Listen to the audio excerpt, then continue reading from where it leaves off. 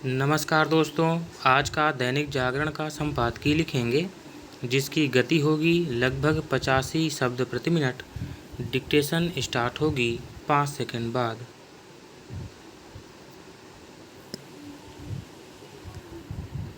Start. Madhubani पहुँचे प्रधानमंत्री मोदी ने पाकिस्तान की ओर संकेत करते हुए उसे पहलगाम हमले का अंजाम भुगतने के लिए जिस तरह कठोर शब्दों में चेताया, उससे यह स्पष्ट है कि वह आतंकवाद और उसे पालने पोसने वाले पाकिस्तान को सबक सिखाने के लिए संकल्पबद्ध है। पाकिस्तान को सीधा संदेश देने के लिए उन्होंने खास तौर पर अपनी बात हिंदी के साथ अंग्रेजी में कही, ताकि दुनिया को भी पता चले कि भारत अब चुप नहीं बैठने वाला। इसकी पुष्टि पिछले 2 दिनों में पाकिस्तान के खिलाफ लिए गए फैसलों से भी होती है, जिनमें सबसे महत्वपूर्ण है सिंधु जल समझौता रोकने का फैसला।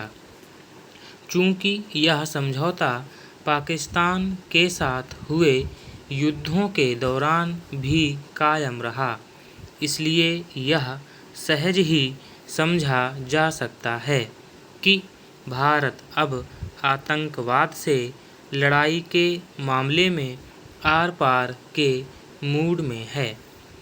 भारत के फैसलों के जवाब में पाकिस्तान ने भी कुछ कदम उठाने की घोषणा की है और अपना हवाई क्षेत्र बंद करने के साथ शिमला समझौते समेत अन्य संधियां भी रद्द करने की बात कही है।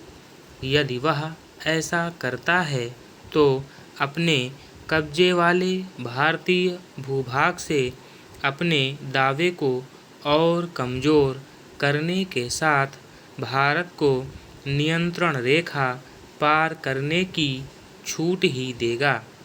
एक तरह से वह शिमला समझौते से पीछे हटकर भारत की मदद ही करेगा।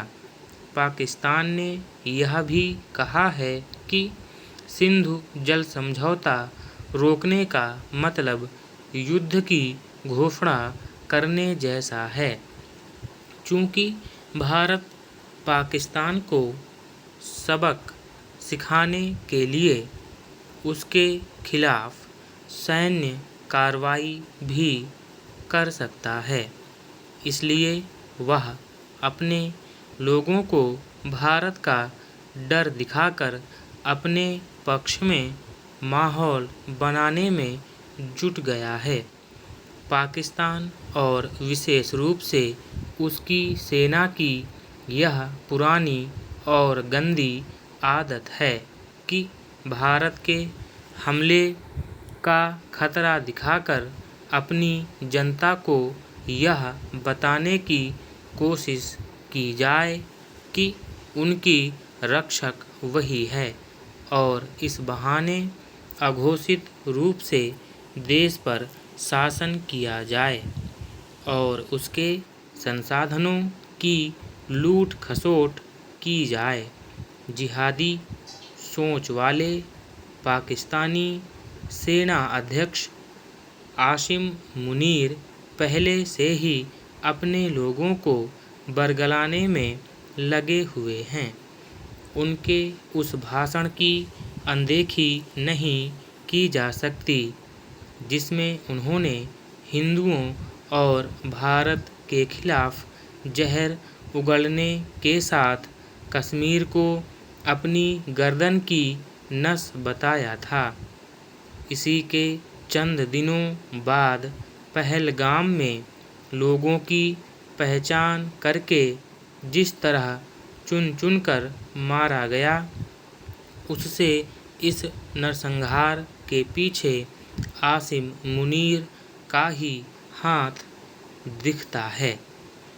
भारत को पाकिस्तान को सबक सिखाने के साथ ही एक तो यह ध्यान रखना होगा कि देश के आर्थिक हितों पर आँच न आने पाए और दूसरे यह कि पाकिस्तानी जनता यह समझने में समर्थ रहे कि आसिम मुनीर अपनी गलतियों पर पर्दा डालकर उसके भविष्य से खेल रहे हैं। स्टॉप।